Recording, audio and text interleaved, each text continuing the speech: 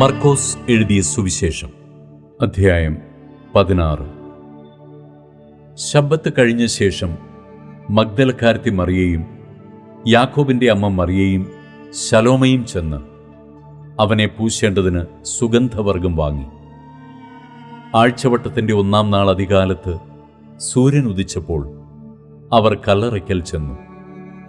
കല്ലറയുടെ വാതിൽക്കൽ നിന്ന് നമുക്ക് വേണ്ടി ആർ കല്ല് ഉരുട്ടിക്കളയുമെന്ന് തമ്മിൽ പറഞ്ഞു. അവർ നോക്കിയാറെ കല്ല് ഉരുട്ടിക്കളഞ്ഞതായി കണ്ടു. അത് ഏറ്റവും വലുതായിരുന്നു. അവർ കല്ലറയ്ക്കകത്ത് കിടന്നപ്പോൾ വെള്ള നിലയങ്കി ധരിച്ച ഒരു ബാല്യക്കാരൻ വലത്തുഭാഗത്ത് ഇരിക്കുന്നത് കണ്ട് ഭ്രമിച്ചു. അവൻ അവരോട്, ഭ്രമിക്കേണ്ട, ക്രൂശിക്കപ്പെട്ട നസ്രായനായ യേശുവിനെ നിങ്ങൾ അന്വേഷിക്കുന്നു. അവൻ ഉയർത്തെഴുന്നേറ്റു. അവനിവിടെയില്ല. അവനെ വെച്ച സ്ഥലമിതാ.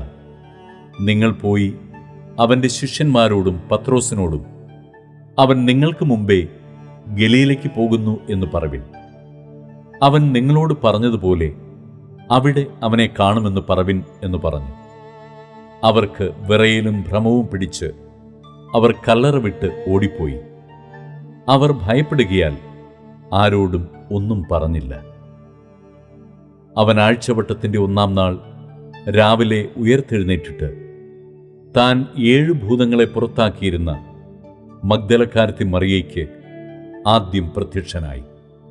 അവൾ ചെന്ന് അവനോടുകൂടെ ഇരുന്നവരായി ദുഃഖിച്ചും കരഞ്ഞും കൊണ്ടിരിക്കുന്നവരോട് അറിയിച്ചു.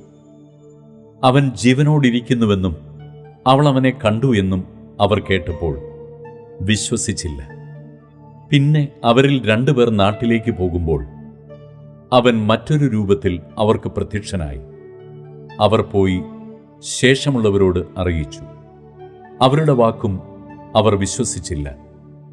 പിന്നത്തേതിൽ 11 പേർ ഭക്ഷണത്തിനിരിക്കുമ്പോൾ അവൻ അവർക്ക് പ്രത്യക്ഷനായി.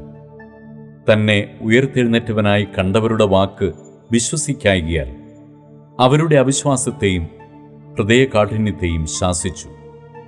പിന്നെ അവൻ അവരോട്, നിങ്ങൾ ഭൂലോകത്തിലൊക്കെയും പോയി സകല സൃഷ്ടിയോടും സുവിശേഷം പ്രസംഗിപ്പിൻ. വിശ്വസിക്കുകയും സ്നാനമേൽക്കുകയും ചെയ്യുന്നവൻ രക്ഷിക്കപ്പെടും.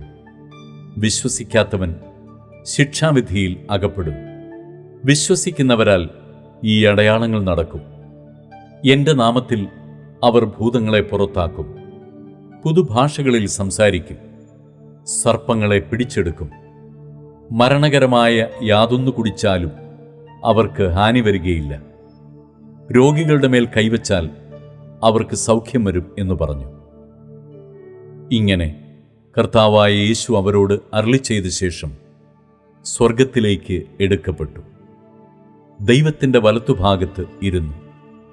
അവർ പുറപ്പെട്ട് എല്ലായിടത്തും പ്രസംഗിച്ചു.